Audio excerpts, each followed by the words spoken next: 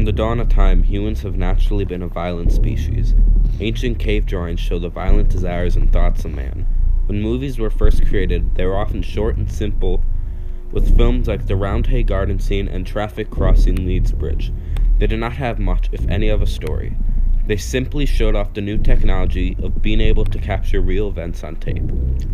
Later, however, they started to turn into something a bit more interesting, a bit more scary, a bit more spooky. The first ever documented horror movie is George Méliès's Les Manoirs du Diable, or The Devil's Castle, or The Haunted Castle. It is only slightly over 3 minutes long, and this as well did not have much of a story. However, it did later inspire many vampire films, with iconic images of a flying bat, a medieval castle, a cauldron, and a crucifix to protect oneself from evil. In the later 1920s, they started to become full films, like we have now, with silent films such as Nosferatu, The Cabinet of Dr. Caligari, and Der Golem, where they started to get much more diverse with monster films, abstract expressionism, and not the first, but one of the more notable vampire films. They then began to go through new phases while creating new genres, with suspense films such as Vertigo and Rear Window, big monster and science fiction films like Gojira and Them, and the well-known Universal monsters such as Frankenstein and Creature of the Black Lagoon. But when Peeping Tom and Alfred Hitchcock's Psycho came out, it planted a seed in the horror film genre. It showed sometimes the scariest monsters of all is the human mind. This led to a new genre of horror, the slasher film. Films like The Last House on the Left, Texas Chainsaw Massacre, and Halloween disgusted and entertained audiences, gaining money from the box office, and showed the movie industry there was money to be made in this blossoming genre. But with this new, more violent genre of movies, there came a new wave of backlash and controversy around them.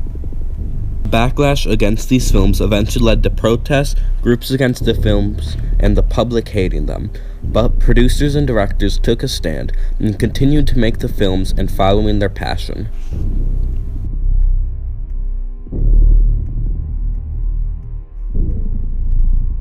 The film The Last House on the Left was banned in the UK for 30 years since its release in 1974. It was refused a certificate to be played in theaters by the British Board of Film Censors when it was first released in 1974.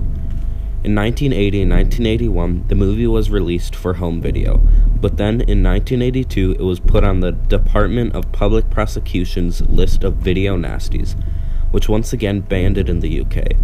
It remained banned in the UK throughout the 1980s and 1990s, although it started to gain an underground reputation.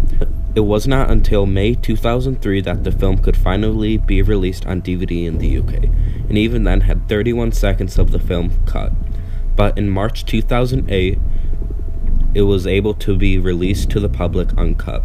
Even today, there are still scenes from the original film that are near impossible to find.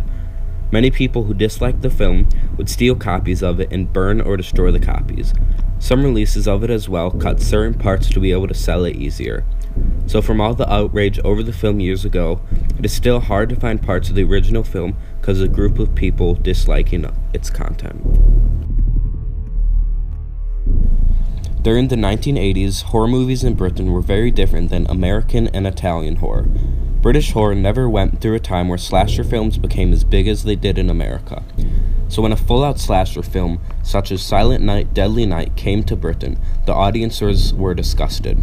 Unlike films like Last House on the Left, which although violent and grotesque were very artistic, a film like this was made solely to appeal to teenage audiences.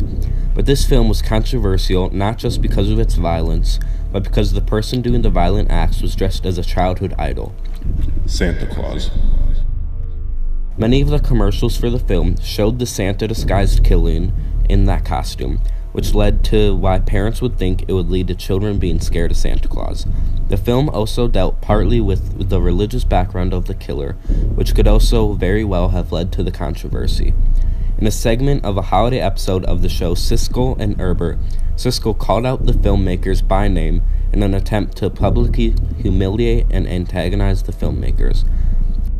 There was also a particular group of upset parents called the Mothers Against Movie Madness in the Midwest, who took to meeting outside a Milwaukee theater showing the film, parading signs about the movie's perversion, and yelling at people going to see the movie. With the constant disgust and controversy around these types of movies, one would think that the filmmakers would simply stop making the movies. Oftentimes, the killer and slasher films will be controversial, such as The Killer in Silent Night, Deadly Night. As much as the film was protested and hated, the people behind the movies continued to make the movie a franchise, even going up to a fifth movie. Movies like Texas Chainsaw Massacre and Last House on the Left were protested not because of how the killers looked, but because of what the killers did. Texas Chainsaw Massacre depicted cannibalism and the act of taking pleasure from another person's pain. Last House on the Left, however, showed not only disgusting acts of violence, but also psychological and physical torture on two teenage girls. Inhumane acts such as these caused even more outrage over the already violent films, and eventually caused the films to instead depict death instead of torture, despite what many wanted. However, one of the largest reasons the genre was protested was because they saw the films as sexist.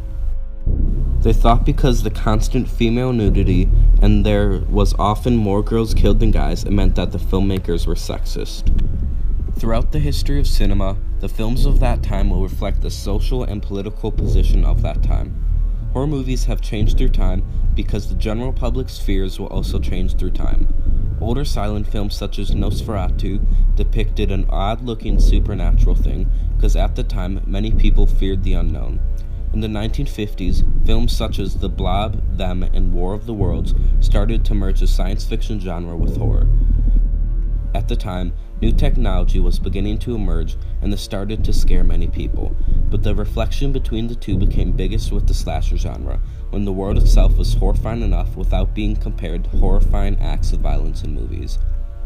Almost every American knew someone in the Vietnam War in the 60s through 70s, and so the movies reflected that sometimes a killer could be someone we knew, not just because they were human, but because maybe they'd lived close to us. Videos of Americans killing innocent Vietnamese people surfaced and showed Americans that maybe they were not always the good guys.